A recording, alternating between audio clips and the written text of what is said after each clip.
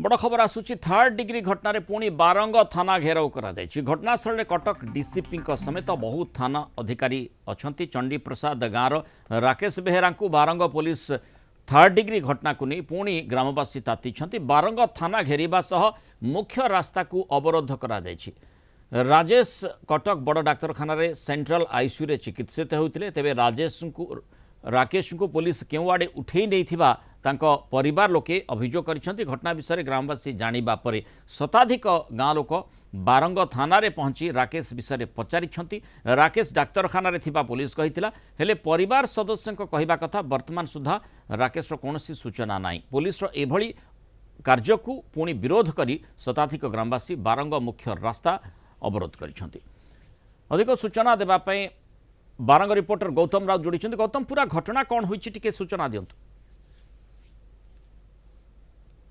कटक भुवनेश्वर संजोग बारंग मुख्य दृश्य जो आज चंडीप्रसाद ग्राम शताधिक ग्रामवासी पहुंची रास्ता रोक करते कहीं जिते खबर पाई राकेश को पुलिस केउ आड़े मेडिकल पुणी उठाई नहीं पूर्वाह्न से समय परिवार लोक खबर देते ग्रामवासी शताधिक ग्रामवासी बारंग थाना सम्मुखें पहुंची पुलिस की पचार राकेश विषय जो राकेश विषय पुलिस कही राकेश कुआड़े जाइनि केवल से मेडिकल मध्य अच्छी तेणुक ग्रामवासी कथार सन्तुष्ट होते। परवर्ती समय मुख्य रास्ता उपरकू चली आसते रास्ता अवरोध करते।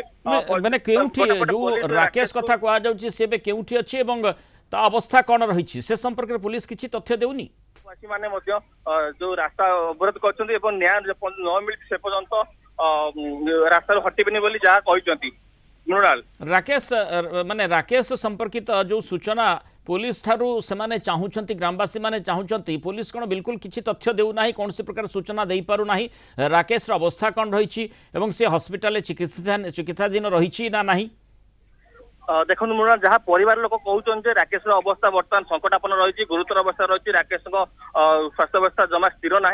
पुलिस गोटे पटे कहूँ राकेश मेडिकल चिकित्सित होती सुरक्षित अच्छी।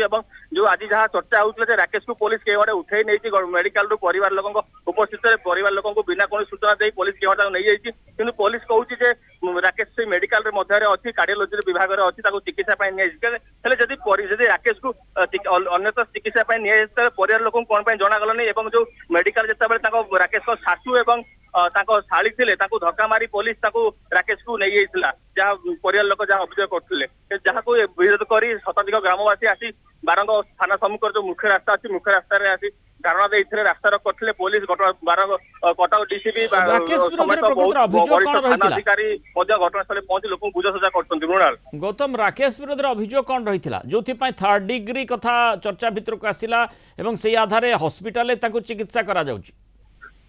देखो मृणाल जो गत 21 तारिख में काठजोड़ी ठार जो गोटे अचिन्हा महिला मृतदेह मिलता पूर्व 15 तारिख चलित वर्ष 15 तारिख में जड़े महिला निखोज थी नहीं चंडीप्रसाद ग्राम राकेश स्वामी जी रही बारंग थाना अभियोग करते से अभियोग को भित्ति पुलिस भाविला जो मृत महिला मृतदेह मिली ठाब होती नदी पठार हुए तो से महिला सही होता पारती जहाँ नहीं राकेश परिवार को तदंत परिसरभुक्त आनी पचरा पुचरी करता परिवार लोक रोकठोक मना करते जेहेतु ये कहते आम बोहू नुह कि राकेश कहते मो पत्नी नुह हेले पुलिस राकेश को बाध्य करथिला जे तमे ये तुम पत्नी तमे हत्या हत्या करके नदी पटरे पोती देछ हेले राकेश जेहेतु या विरोध करथिले पुलिस अत्याचार करथिला 4 दिन काल थाना अटक रखी एवं एक थाना निकटस्थ एक निछाटिया स्थान से अभियोग जदियो परिवार पक्षरु करा जायछि एवं प्रकृत सतटी कौन रही राकेश केउठी अछंती किभଳି भाबरे अछंती एवं तांकर स्वास्थ्यावस्था कौन रही